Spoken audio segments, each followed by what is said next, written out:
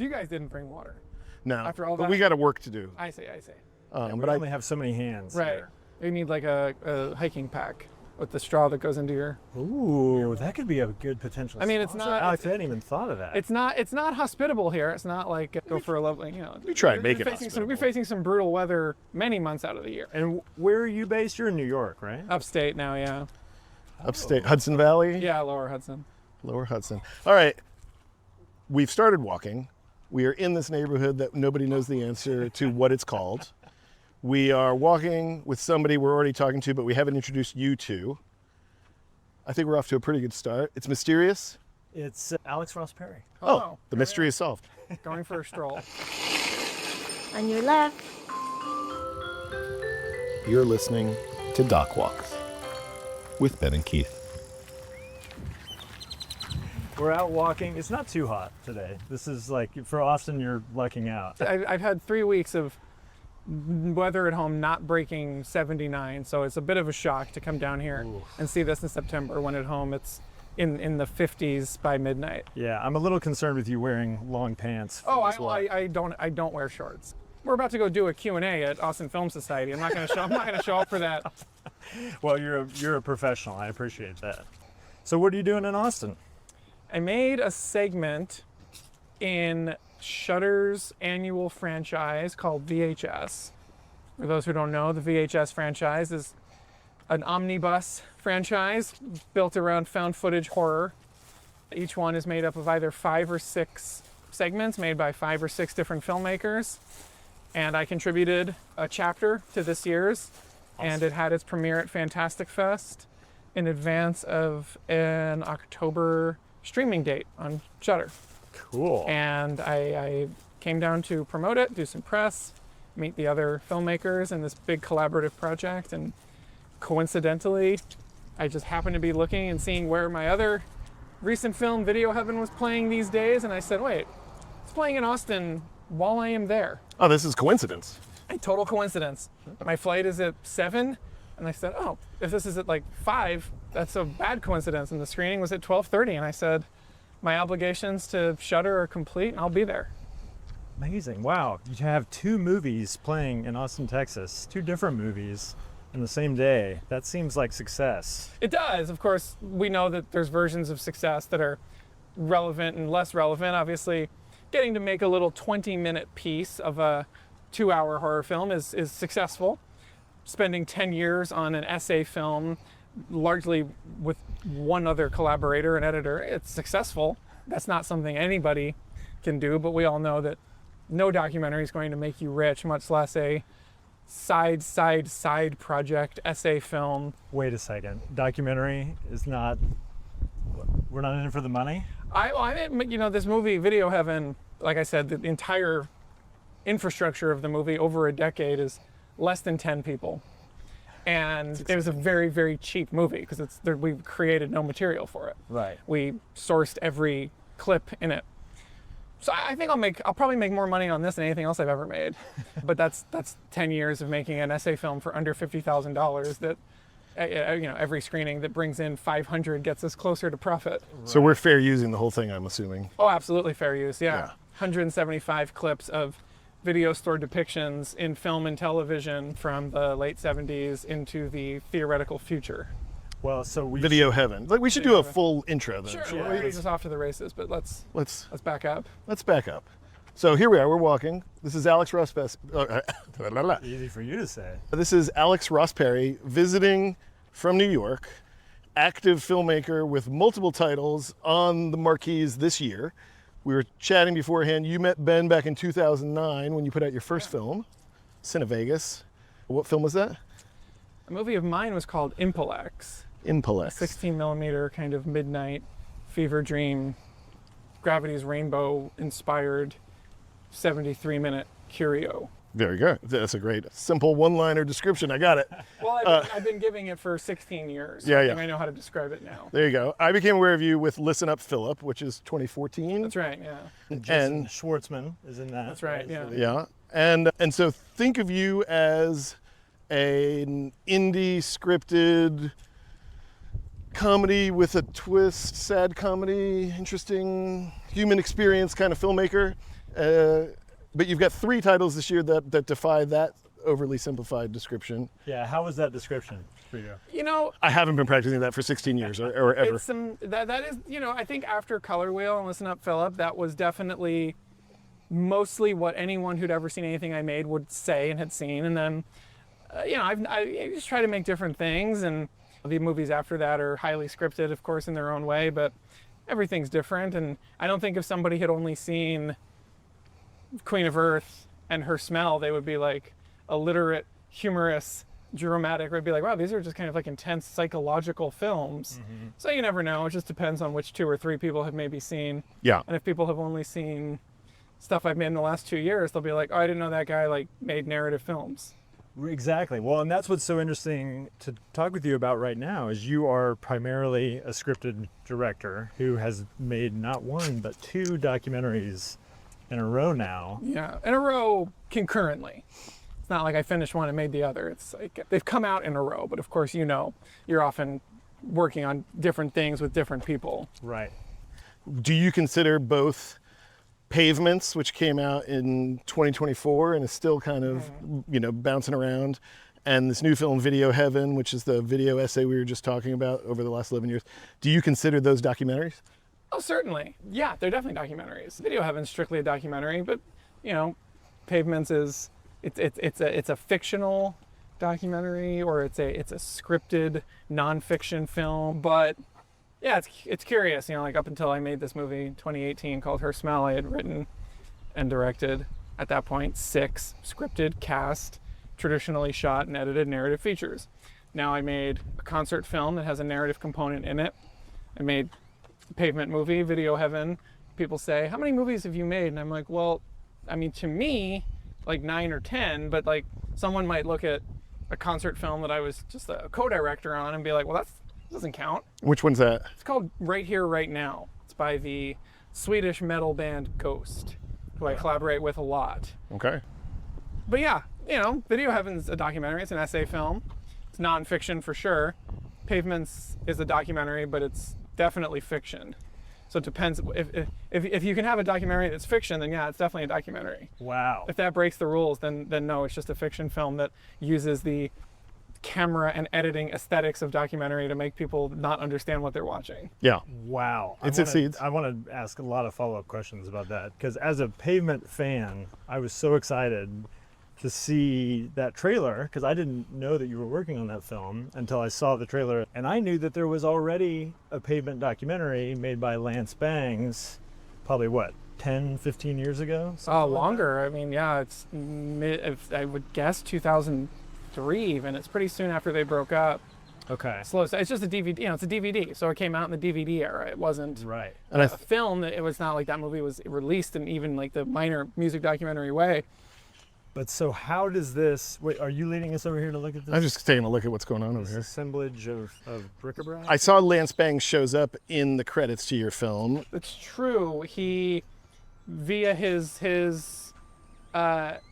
inestimable, is that the right word when something's just like beyond esteem? His unfathomable archive Yeah. that he used to make his own movie, getting him involved was necessary in order to have access to some of his material, and most crucially, ideally, not stuff that he had used. Right. We want to see other stuff he cut out. He has this thing where Stephen Malkmus is sitting on the porch of a house, filming what is meant to be an introduction. Welcome, I'm Stephen Malkmus from the band Pavement, and a plane flies overhead, and you can, you know, they're kind of like, hang on, let's hold for sound. And Malkmus just kind of sits there for like a minute and just keeps talking. And of course, when you're editing a real thing, you cut that out. And me and the editor were both watching this kind of the same day, and I texted him and I was like, have you seen this thing where it's like the camera's just rolling, but he like, it's the stuff anyone else would cut out? He's like, yeah, we're starting the movie with that. Like the introduction that you wouldn't use the first time you make a movie. Right. Now we use the introduction where it's like, yeah, he's just holding for sound, and there's moments of truth in that. Yeah. Where the second someone says hold for sound but don't cut, they're like, this will never get used. Right. I can make some funny faces, I can clown around, Yeah. and you show 30 seconds of honesty that no one would ever give if it was like, okay, action, go. They just think like, all right, well, you won't use this Yeah. because the sound is weird. So stuff like that was what we found in Lance's archive, and he's a producer on the movie. Gotcha. And was, supportive. He was there at Venice with us, New York Film Festival. His footage really is valuable. I appreciate that we have not held for sound, but we have created these dogs. We're causing anxiety in the canine population of this neighborhood. Well, there's, birds and dogs in life. Now that we're in this neighborhood, we were trying to decide what this neighborhood is.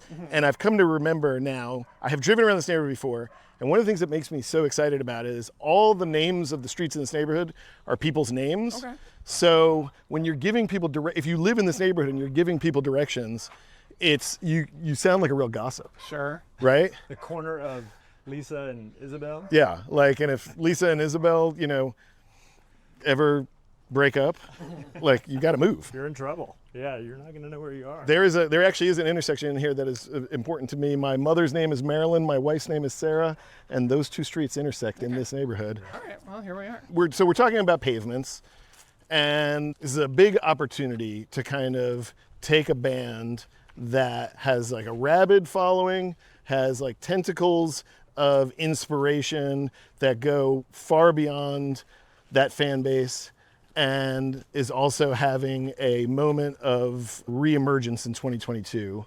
Can you talk a little bit about the genesis of that project, how it started? It's very simple. Their 30th anniversary reunion was meant to be in 2020. It was curtailed by the pandemic, and somewhere in that summer, when it became clear that they would be inactive for at least another year.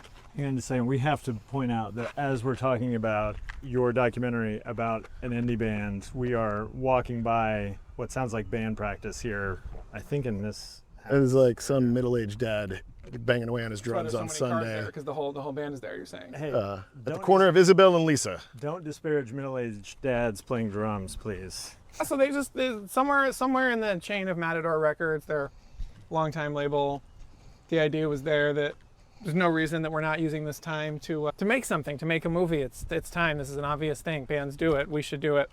And it just kind of came from there. And one of the film's producers, who Matador went to some producers, they knew. One of the producers said, "I think I've got the guy for this." He said to me, "I thought of you because as a scripted fictional character, it feels like you would create a Stephen Malkmus character. He, as a person in the world, and his relationships with people and his genius is very similar to the characters you would think of and make." And I said, "I agree. So let's make him a fictional character in his own true story." And it was kind of just from there. I came up with some very wonky ideas, all of which are what the movie is. Suggested them to him in a series of casual conversations, and he said, "Let's do it." A year later or so, I had interviewed everyone in the band, all their colleagues, compiled research, and then their concerts finally happened in 2022, and they, in the interim, had unexpected, unanticipated viral success of a huge nature that was changing what they had always been in the eyes of fans and the public. Right, and that was a Made the clip movie. about which song? Harness Your Hopes, this B-side that wasn't even really on my radar as research because it played no role in their story. It was not, they'd only ever performed it even in concert once prior to breaking up, and suddenly by the time we're making the movie 2 years later, it's a different story than the one we set out to make. That's wild. That's and documentary. that was on their last album, which was... It was actually a B-side Twilight from Terror? their penultimate album. It was a B-side from Bright in the Corners. Right in the corners. It's like even more improbable. And the simplest way to explain the sort of real world documentary relationship in this is sometimes the world writes your story for you in a way that's favorable to the movie but unexpected. Yes. One of my earliest jokes, ideas, concepts was very acclaimed band, beloved, phenomenally successful in their own way, acclaim, but they never had the sales, they never made the money. So in the world of this movie, we'll show a series of gold and platinum records that in our fictional version of the band, they have received because we want to tell a story about what if that outsized influence was real.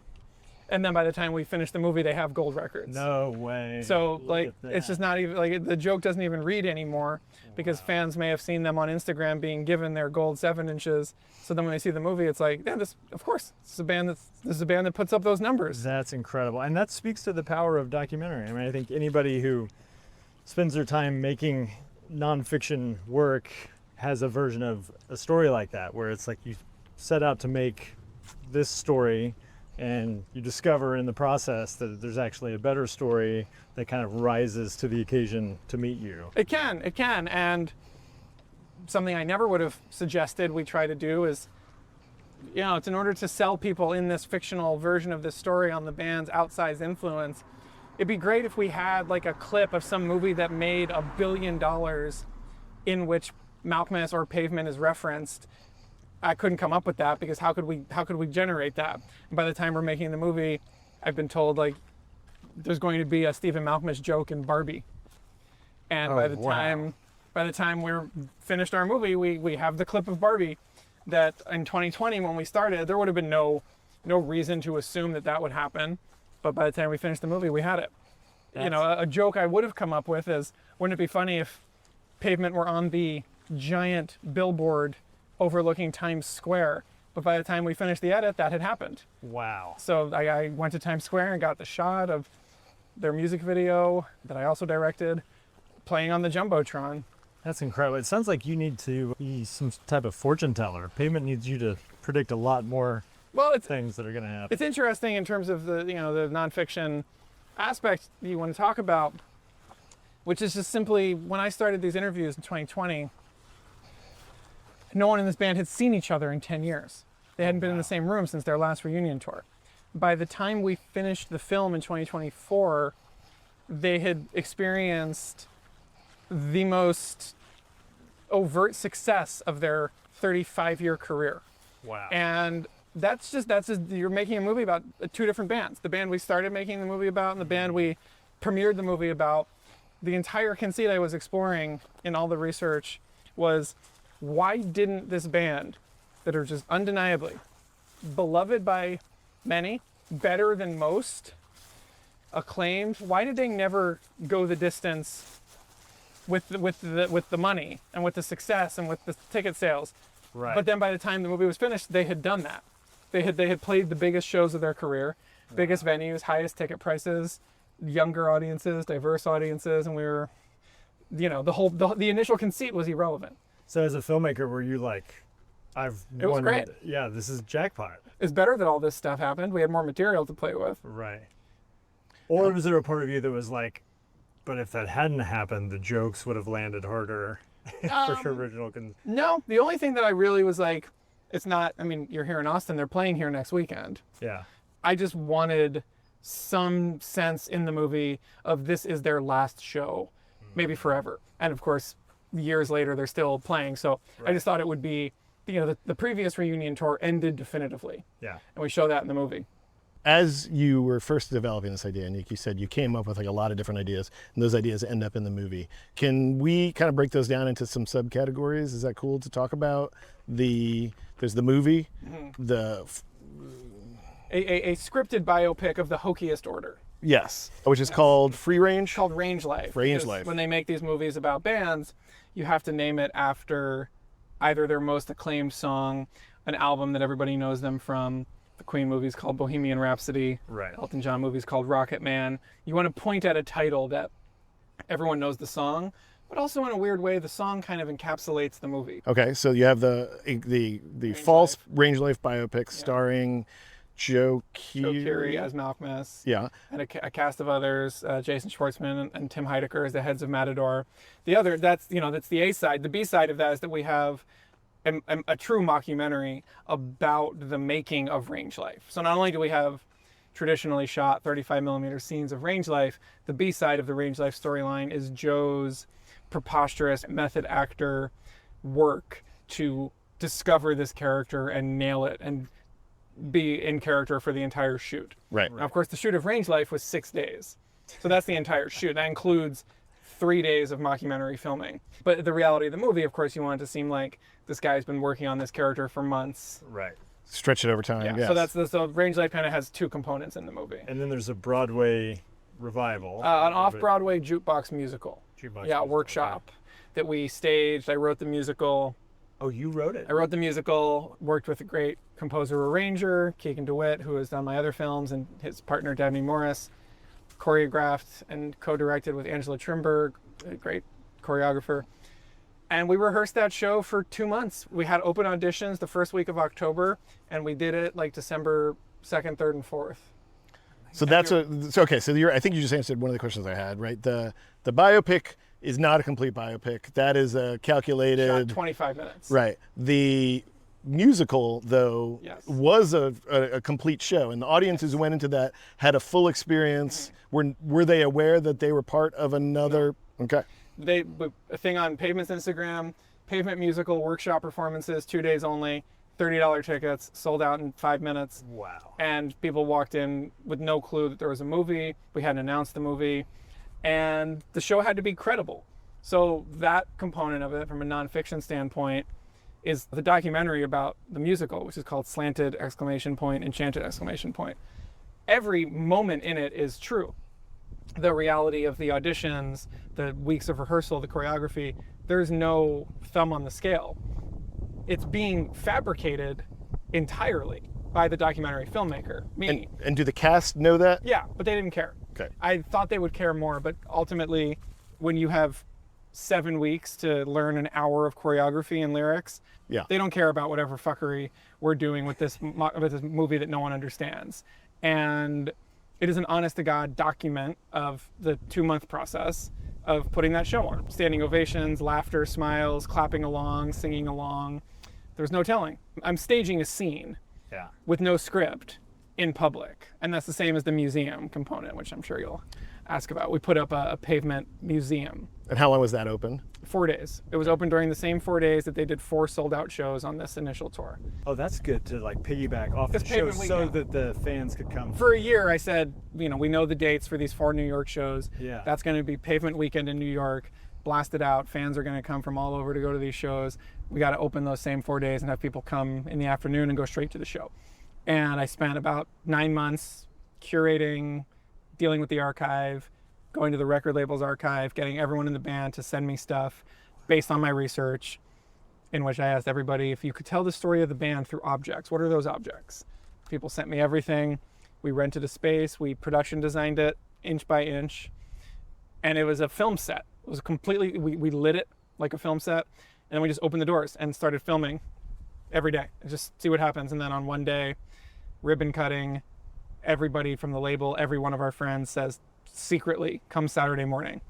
We had 300 people there, 4 bands, tribute acts. I flew them in. Everyone played 3 Pavement songs. And even people in that room were not like, this must be bogus, because at that moment, the band's profile was such that this was a highly credible event in the world of how acclaimed and beloved this band was at that moment in their reunion tour. But the thing that I'm so struck by is like everything that you're saying is that you did all of these things and you did them sincerely, or maybe sincere is the wrong word to use, but you did them actually. Yeah. But then the way that you described them a moment ago was fuckery and this movie that nobody understands. Yeah, but if you want to make a documentary about something, like the musical is a perfect example of this, right? If you need a scene in a movie of a musical performance happening on stage, you have 2 options. Fill up your theater with SAG extras. Everyone gets $100 or something, and they have to watch it in a loop for 8 hours, and they have to clap. And we explored that to, because maybe that's how you want to do it. Or you spend 2 months putting on a musical. People pay you $30 to sit in the room. You only have to watch it once, and if they clap, they clap, and if they don't, they don't. And that's the movie. And it's just, I wrote the scene. The scene was opening night, Pavement musical, sold out, New York City. Our cast has been working for months. This is it. And then the rest of the page is blank, because, whatever. You get what you get. The museum was the same. I wanted them to come. I didn't know Malkmus in the movie clowns around with the woman who's an actress who I hired to play the news reporter. It's an actress friend of mine. I didn't say, hey, can you please pretend all of these fake artifacts? Because about a quarter of the things in the museum are fake. The gold and platinum records I mentioned, a bogus MTV movie or MTV Video Music Award. Yeah, the Absolute Vodka ad. There's a bit of fake stuff. They knew there would be some falsehoods, but I didn't feed him lines. And then I saw the footage 2 days later, and I was like, he played along for 40 minutes. I didn't know he was going to do that. That's a miracle. He could have just said, all right, well, I've seen enough. Let me go do the ribbon cutting. And, we did the ribbon cutting. Then we pulled out another ribbon and we moved the camera from the front to the back to get the reverse angle. And we did it again. And people were confused. It was very confusing for people, but it was fun. You got to watch bands. You got to see the heroes. And Thurston Moore's there. Like, it's a real event. We gave people something. And, but that day, it was one day, it was like 11 to 3 we had them. We had like 7 cameras going, and I was like, we only need like 10 minutes. We'll get it. Yeah. Incredible. Just what it is TBD. Yeah. Just like, documentary filmmaker. Okay, so there's multiple threads in this film. There's And then archival. the actual tour. Right, there's the archival thread. There is the current day tour, like the most standard kind of like rock doc Total stuff. fly on the Those wall. 2 things. And then there are these 3 kind of created threads of the story, the film within the film, and the making of the film within the film, the musical, and the museum. Mm-hmm. Are you budgeting the creation of all these things as a part of your production budget? Yes. Okay. And then, but the musical pays for itself. Well, no. Maybe it doesn't earn back its whole. No. It was fun. I think we made $10,000 on box office sales, which just offsets. Right. But it's funny because shortly before we did the museum, Matador Records had done a similar pop-up for Interpol. And they had indie label PR budget, whereas we had indie movie budget, which shockingly is more. You wouldn't think an indie movie budget or indie documentary budget is more than anything. Not at but all. it's more than a label can spend on a pop-up that's open for 2 days and is free. Right. And I'm talking a couple $100,000 for each section of the movie. Yeah, we budgeted them all. I mean, the budget of the movie that we budgeted for that would have been perfect was 200% of what we ended up making it for. The amount we got was it's almost to the dollar, 50% of the ideal budget for the movie. Sure. We made it anyway. Yeah. Wow. Good for you, man. That's Should we so cool. hit let's the road keep again? walking. But Yeah. an example of that is like the full budget version was that we would have Range Life, the biopic. I wrote 50 pages of it. The full budget version is we shoot all 50. The version we were then able to make is we can really only afford to shoot about 20. But now that gives us the idea of, okay, so that'll take like 2.5 days. So for the other days, now let's change our idea creatively and do the mockumentary. And now we'll do the Joe getting into method character because we don't have enough money or time to shoot 50 pages of a script. But now it turns out that's actually a much better idea. Who are you having like the biggest like top level conversations around creative with, and who are you having those conversations around producing, production, funding line items with? It's kind of all the same. The movie has an improbable amount of producers and partners, but that's just because it's 2 production companies. And on a production side, people come from those companies, but the ones that were really rolling up their sleeves, from Vice, Danny Gabay, and ultimately Stu Goldstein from Vice, and then from All Day Every Day, and now World War VII, Peter Klein and Alex Needles, and then my partner in all production logistics, the only guy who could make a off-Broadway musical happen in a few weeks for a couple $100,000, Craig Buda. And then the 2 heads of the label, played by Schwartzman and Heidecker, Gerard Kozloy, who lives here in Austin, Yeah. and Chris Lombardi were producers on the movie, and they were on every single call, every funding call, every creative call. And, a lot of people, a lot of voices in the conversations. Lame fan question, but I have to know if there was anything that you proposed to Malkmus that he didn't want to do. No, because I was told these are things he won't want. He won't want a hagiographic thing. And he even told me, and when we talked, he said, just don't, you just can't make a movie about how cool the 90s were and how important we were and still are. You can't just make a thing that's celebratory of something that wasn't celebrated at the time. Of course, that's exactly what we did, but we did it in a way that it's not the overt meat and potatoes version. We did it through all these layers of reality that I'm describing in order to do exactly that, because that's the only movie you can make. Mm-hmm. You can't make a movie that has no nostalgia, triumph, payoff. Well, you got to celebrate the thing you're making a documentary about. But Or attack it. so I heard that not as literally don't do this, but don't do this literally. And that was what we did. Good line. I think that Yeah. might be the name of our episode. Did the band join in that process and throw ideas on the wall too, or did they step back? Oh, certainly. Well, they stepped back. One, they don't want to be filmmakers. Nobody does. Nobody should. And 2, they're musicians, and they were concentrating on making this tour exceptional. There was plenty of ideas from my initial interviews that became things I could point at in the movie and say, so-and-so told me this, and this gave me this idea that's this moment. Chris Lombardi says, I could almost have pictured something back in the day, like so huge, Like I call him saying they want you on SNL, and he just says no, but I'll do Letterman if we can play the soundtrack to Stupid Animal Tricks. And I said, all right, Chris, well, that's a scene in the movie now. And now we put that scene in the scripted portion. So that didn't happen? No, and then countless people say, amazing. so that actually happened? They actually turned down SNL? And I say, nope, but they might as well have now because we put it in the movie. But that's really just the guy who's been the partner for 30 plus years saying, I could almost have seen something like this going down. And I said, perfect scene. You just wrote a perfect, awful biopic scene. Yes, because that's. And I think it's the trailer for the film, isn't it? It's very prominent in the marketing. Yeah. And it like encapsulates the band so well. Yeah, It's no, like that moment rhymes with the Beavis and Butthead clip where Yeah. they're saying, try. Yeah. And I remember that so clearly and being so tickled by that at the time because I was such a fan of the band, and it kind of nails their ethos. Yeah. And you know, the real story is that he turned down doing a Rolling Stone interview. Well, that has less sizzle than turning down SNL. Sure. So you, as you would in any awful hagiographic scripted biopic, you take 3 stories and you make them 1 story. So wait a second. I have to return to something that you said just a minute ago because this feels connected in some way. You made a movie about a band that essentially was suspicious of fame and some could argue maybe sabotaged their success in some way. And then you just made the comment that nobody should want to be a filmmaker. Well, it's just very hard, takes a long time, doesn't pay well. Yeah, but that's not why you do it, right? No. Well, you do it because theoretically you love making things, but after 4 years of unpaid work on something, you start to question your choices. Yes. When the movie's being rapturously received and you never got paid to make it and you won't, and all that work amounts to some cred. And as you know, with your kid, you can't take the cred to the private school. No, it doesn't And- pay for Montessori. No, it does not. As I've learned, having a kid in Montessori preschool, I unfortunately have not been able to pay for it with cred. So it's all well and good, but that's the pavement lesson is that I learned from working with Malkmus for all these years and listening to him so much is like, all they had from 89 to 99 was cred. They had they had money, obviously. It was a different time where you could make good money touring and doing merch and whatnot, but they weren't mainstream successful. It was just cred. Then you put that on ice.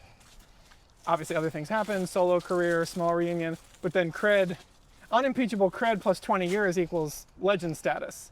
So I kind of just decided, all right, well, I can't make this whole movie and look at this 30-year story that has the best possible ending and not say, all right, I'll just play the long game and see what this cred turns into when my kid goes to college. Right. Can't pay for Montessori preschool with cred, but maybe I can pay for college with cred plus 2 decades. Well, I was going to say, because one of the things that I know about you that I love is that similar to a friend that we share, David Lowery, you got hired to write a Disney script. It's true. Right? So like Yes. in a way, cred does sort of pay off, I guess. In a way, hiring to do David's directed 2 Disney movies. I've written 2, one of which got made, one of which is maybe getting made as a writer, but the cred to your point earlier, a well-written movie like Listen Up, Philip being at Sundance gets you the cred to be a professional writer. No one, to quote my friend Ty West, when we were going to Venice, he said, no one's going to say to you when you get back, congratulations on your experimental documentary, here's a job. And he was right. Nobody did, and nobody will. In the way that nobody in the mainstream world rushed out to buy Pavement CDs in the 90s, no one's rushing out to see the movie. But people who seek out things that are atypical, interesting, it's out there now. It'll exist. Well, as a fan, I definitely rushed to see the movie, and It did great here. I played at AFS for like a month. Played a long time. Yeah, we send a lot of people performed to here it. by a shocking margin, and they just kept getting extended down here. Well, and I caught Pavement on that 22 tour when they played Austin City Limits. That's right. Yeah, that was I think filmed. The moment in your film when they talk about how much they've practiced, Yeah. and the thing that struck me about their performance at Austin City Limits is how tight it was. Yeah. And it did not feel, I don't mean this as a slight, that you see this a lot in musicians. Like musicians who become famous in their early 20s are playing off of like instinct and energy and hormones. And if they've stayed with it for the next 30 years, they've had a lot of time to hone their skills. And Yeah. you actually start to hear lots of chops that you didn't hear in the original.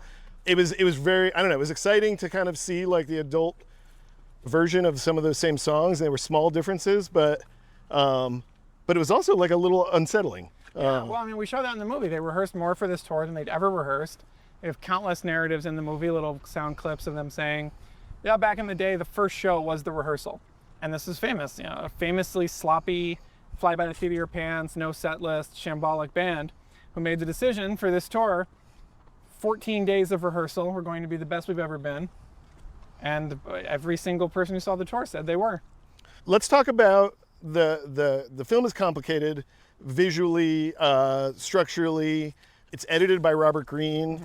He is known to play with questions of fiction and nonfiction in his work. We're playing his game, but with his favorite band, but he doesn't get to direct it. Yeah, how'd that go? So I'll say it's not 50-50, but it's as much his movie as it is mine in every single frame. And he's a producer and the editor. I'm the producer and director. I never once sat with him while he edited. He edited entirely by himself at home in Columbia, Missouri. It's his movie, is every frame of the edit. And he was not present for hardly any of the filmmaking. And it's my movie in every frame of that. But we finished all these shoots, right? Like 7 cameras at the museum, shooting for 3 hours. Okay, that's over 20 hours of footage. I don't know what to do with that. I don't care. We finished shooting Range Life. We've got 100 hours of archival. It's not like I'm saying, yeah, this one moment from day 4, you got to get, it's like, here's 100 hours of footage. Have fun, my friend. 2 years later, we finished the movie. Wow. And what are your conversations? What's your workflow if you're not sitting with him? Is it thematic or is it cut by cut? It's honestly too complicated to even begin to encapsulate, but essentially, it's his favorite band his whole life. 93, 94, he became obsessed with them. And every minute of it, he said, I waited my whole life to edit this movie. I've waited my whole life to edit a montage to this song. I've waited my whole life to make a moment like this about Stephen Malkmus, my favorite guy of all time. I was getting cuts sometimes twice a week. The first credible, entirely watchable cut of the movie that has the same exact shape that it has now was 3 hours long. And then it was a year of getting that 55 minutes shorter. I told him I wanted the structure of the film to mirror Christopher Nolan's Dunkirk as much as possible. A movie that has 3 timelines that take place over a week, a day, and an hour. And by an hour into the movie, they've all collided and are happening concurrently. We have a story that takes place over 30 years, a tour that takes place over 2 years, Range Life shoot that's meant to take place over a couple of months, a musical is meant to take place over a couple of months, and a museum that's meant to take place over 1 day. And about an hour 30 into our movie, they all hit the same point. And that was all I wanted. I told him that, and he figured it out somehow. Wow, that is a surprising reference. A very cool one. And they all collide around a sort of massive concurrent moment of the song Grounded being performed across space and time by the band in the 90s, by the band today, by our actors, Joe Keery playing Grounded on guitar, our musical actors singing Grounded on stage, and our super group of young female musicians playing Grounded at the ribbon cutting. And it all collides around that song when everything kind of reaches cruising altitude. I want to shift gears radically because I feel like I could talk about the Pavement movie all afternoon. It's a complex one. It's fun to parse. But we're coming up to the end of our walk here, and we need to get you back for your Q&A. Sure. And I'm curious, you said so many things about filmmaking and about cred not paying the bills, but you also make these movies that are largely not commercial, and they are about cred. And so I'm just not smart at all. It's the Pavement model. Like, yeah, there's no commercial benefit to making a 3-hour-long essay film about video stores, but if you have to do it, you have to do it. Right. If you have to tell the story, you're not going to not do it because there's no point to it. Well, but that's what I'm curious about, I guess, is like particularly in this moment, and maybe it's because I have 2 small children who also go to Montessori school that I have to pay for, but I'm really thinking a lot right now about like how all of this comes together. Like, I run a commercial production company and I have to make commercials to pay the bills while I'm doing my creative That's projects. what you do. That's what you do. Yeah. And so what I'm building up to ask you about is there's this sort of existential threat hanging over all of our heads with AI, and people aren't going to the theater, and there's just this sort of like inflection point that always feels right now like it's just around the corner. Yeah. And I just wonder like what's going through your head about all that stuff right now too. Like, how are you thinking about the future of our industry and what you do? I don't really have a good answer to that. I don't think about it. I understand what AI is for. I don't not get it. every single person wants to do things faster and for less money. Like, I get it. I want to do things faster and for less money. If I have a script job and I'm turning in a draft of a script I'm being paid to write, and as it always does, it's coming in long. It's 130 pages, and we know the goal is 110. That's a lot. Someone's like, hey man, it was an AI thing. And you just feed it in and it'll tell you the types of scenes that always get cut out.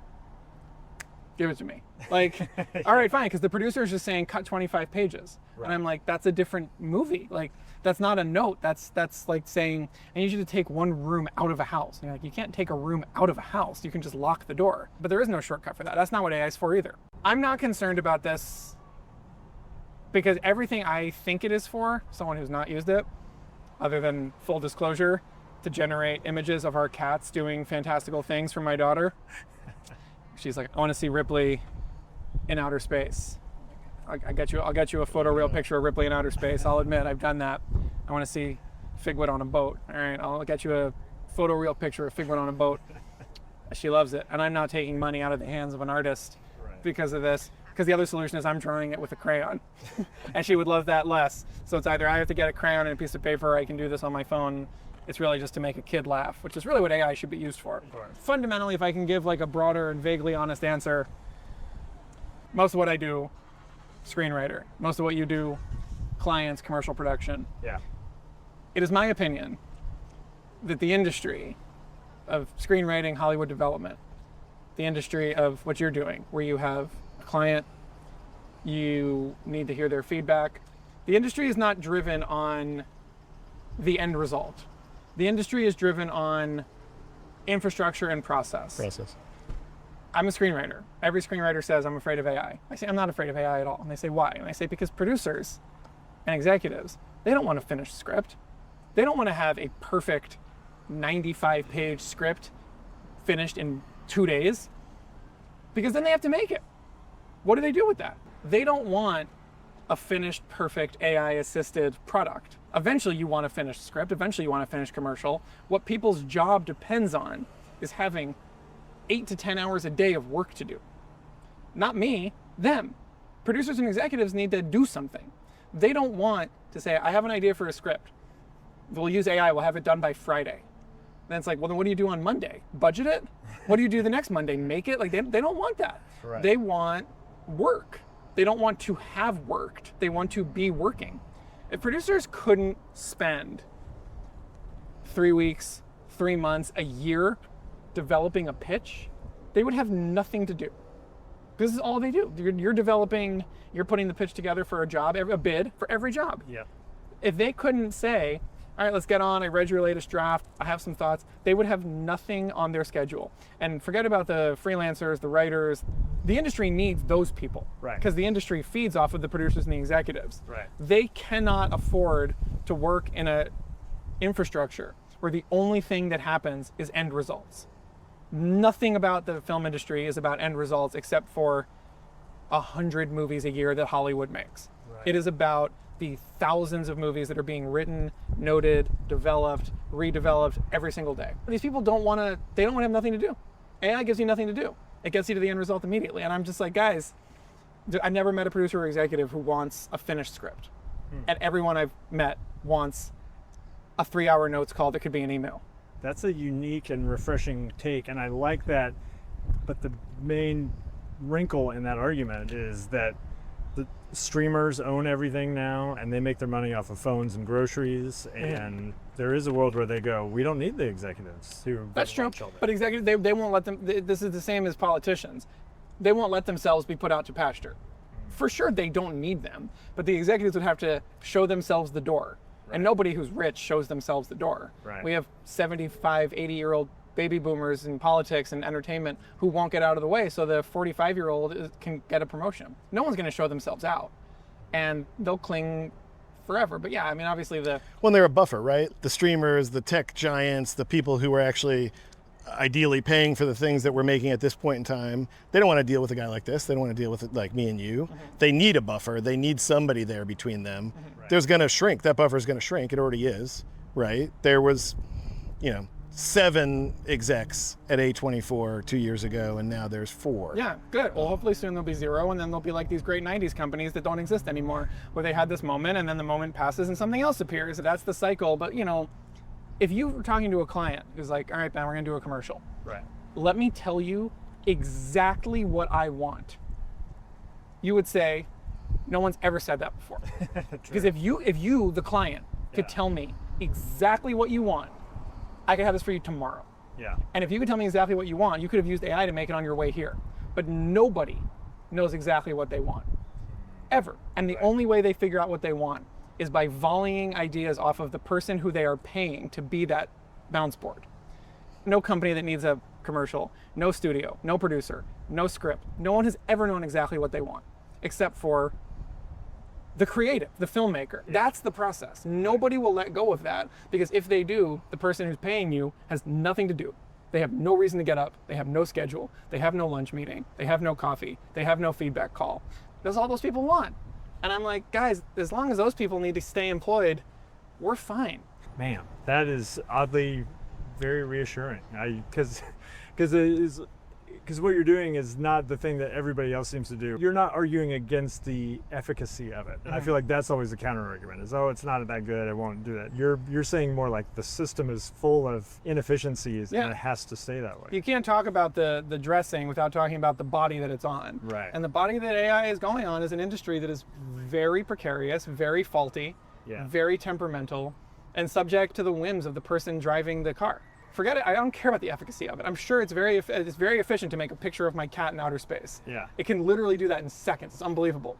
But like, no one's paying me to do that. Yeah. But yeah, I don't know. It's just like, this is just me as a freelance screenwriter.